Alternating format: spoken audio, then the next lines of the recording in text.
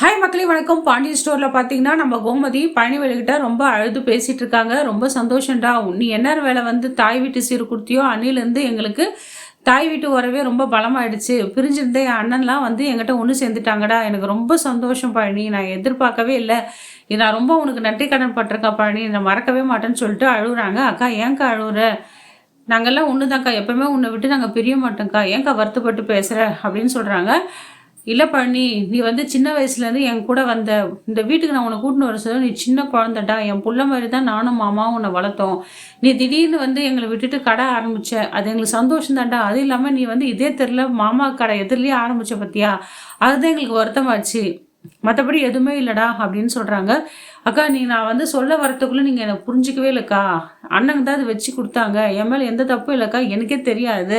ஆனால் நீ அதுக்குள்ளே கோச்சிக்கிட்டு என்னென்னவோ பேசிட்டுருக்கான்னு சொல்கிறாரு. அதான் மன்னிச்சிடுடா, நான் தெரியாமல் பேசிட்டேன். எங்கள் அண்ணன் கூட என் வாழ்க்கையில் வந்து கடைசி நேரத்தில் கூட எங்கள் அண்ணன் கூட கடைசி நேரம் வரைக்கும் என்கிட்ட பேசுவாங்கன்னா நான் எதிர்பார்க்கவே இல்லை பழனி. எல்லாமே உன்னால தான் பழனி. நீ எனக்கு புடவை கொடுத்த நேரம் தான் வந்து என் குடும்பம் பிரிஞ்சிருந்த குடும்பம் ஒன்றாயிடுச்சுடா. ரொம்ப சந்தோஷம்னு சொல்கிறாங்க. இந்த ஒரு கடை இல்லை, நீ 100 கடை வச்சு பெரிய ஆள் ஆகணும்டா. இதான் எனக்கும் மாமாவுக்கும் ரொம்ப நாள் ஆசைன்னு சொல்கிறாங்க. அக்கா ரொம்ப அழுவாதக்கா, ஏன்க்கா அழுது போகிற? நடந்தாலும் நடந்து போச்சு, இனிமேல் தைரியமாக இரு. நாங்கள் அண்ணன் எல்லாம் உனக்கு துணையாக இருக்கோம், நீயும் கவலைப்படாத, அம்மா அங்கே சந்தோஷமாக இருக்காங்க அப்படின்னு சொல்கிறாரு.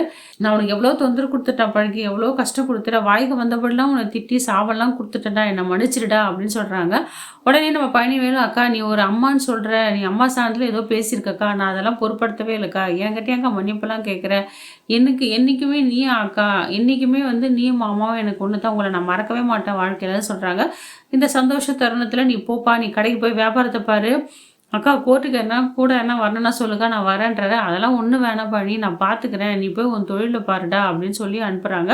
பழனிவேல் அங்கேருந்து கிளம்புறாரு. அந்த நேரத்தில் ராஜி 2 லெட்டர் கவர் எடுத்து வந்து சித்தப்பா கிட்ட கொடுக்குறாங்க. சித்தப்பா இதை சித்தப்பா கிட்டையும் கொடுத்துருங்க அப்படின்னு சொல்லி கொடுக்குறாங்க. சரிம்மா அப்படின்னு சொல்லிட்டு அவர் எதுவுமே பதில் பேசாமல் எடுத்துன்னு போயிட்டு முத்துவேட்டு சக்திவேட்டையும் கொடுத்துட்றாரு. இது ராஜி கொடுத்ததா சொல்லி கொடுத்துட்றாரு. இந்த நேரத்தில் காந்திமதி பேசிகிட்டு இருக்காங்க. எப்பரா இருக்கா கோமதி, அழுதுகிட்டே இருக்காளா அப்படின்னு சொல்கிறாங்க. ஆமாம்மா, அக்கா அழுதுகிட்டே தான் இருக்குது, நான் தான் கொஞ்சம் சமாதானப்படுத்தினேன். ஆனால் இந்த பொண்ணு இப்படி பண்ணி எதிர்பார்க்கவே இல்லை, அதெல்லாம் நல்லாவே இருக்காது. எப்படி அம்னா மூஞ்சி மாதிரி இருந்துக்கிட்டு ஒன்றுமே தெரியாத மாதிரி நடித்து இந்த குடும்பத்தையும் ஏமாற்றி என் பொண்ணு குடும்பம் மொத்த குடும்பத்தையும் ஸ்டேஷன்லேயும் கோர்ட்லேயும் ஏற்ற வச்சிட்டால, அவள் நல்லாவே இருக்க மாட்டாப்பா அப்படின்னு சொல்லிட்டு காந்திமதி திட்டிகிட்டு இருக்காங்க. அந்த நேரத்தில் நம்ம சுகன்யா என்ன பண்ணுறாங்க, என்ன அக்காக்கெலாம் போய் பார்த்து பேசிட்டிங்களா? நீங்கள் பேசுங்க கொள்ளுங்க, ஆறுதலாக இருங்க, நான் வேணான்னு சொல்ல, ஆனால் பழையபடியும் அந்த வீட்டுக்கு மட்டும் போயிடாதீங்க அப்படின்னு சொல்கிறாங்க. பழசெல்லாம் ஞாபகம் இருக்குல்ல, அதெல்லாம் மனசில் வச்சுக்கோங்க, புரியுதா அப்படின்ட்டு பழனிவேலுக்கிட்ட சொல்லிட்டு இருக்காங்க. பழனிவேல் எதுவும் பேசாமல் எனக்கு எல்லாம் புரியுது சுகன்யா அப்படின்னு சொல்கிறாரு. சரி போய் கடை போய் திறக்கிற வழியை பாருங்கள் அப்படின்னு சுகன்யாவும் சொல்லிடுறாங்க. இது வரைக்கும் சுகன்யாமே அந்த குடும்பத்தில் போய் என்ன ஆயிடுச்சு, ஏதாச்சு, நடந்தது என்ன விஷயம் எதுவும் கண்டுக்கல, அதை பற்றி பேசவே இல்லை. இந்த இதில் தெரியுது அந்த சுகன்யாவுக்கு எவ்வளோ வஞ்சம் இருக்குது அந்த கோமதி குடும்பத்து மேலே. முத்துவேல் ராஜி அதனை கழித்து பிரித்து பார்க்குறாரு. அதில் வந்து ராஜி வந்து, அன்புள்ள அப்பா என்னை மன்னிச்சிருங்க, எப்படி இருக்கீங்க, நல்லா இருக்கீங்களா, ரொம்ப நாள் ஆச்சு, நீங்கள் என்ன கிட்ட பேசுவீங்க நான் எதிர்பார்க்கவே இல்லைப்பா, எனக்கு எவ்வளோ சந்தோஷமாக இருந்தது தெரியுமா, நான் இந்த வீட்டுக்கு வந்ததுலேருந்து எவ்வளோ நாள் கதறி அழுதுருக்கேன், ஒவ்வொரு நாளும் நான் அழுதுகிட்டே தான் தூங்குவேன். நம்ம அப்பா அம்மா வந்து கடைசி வரைக்கும் பேச மாட்டாரா, நம்மளை எப்படி படிக்க வச்சாரு, காலேஜ் படிக்க வச்சார், ஸ்கூல் படிக்க வச்சார், எதனா ஒரு பிரச்சனை நம்ம அப்பா தான் சிங்கம் போல் வந்து நிற்பார், எல்லாமே நம்மளுக்கு செய்வார்.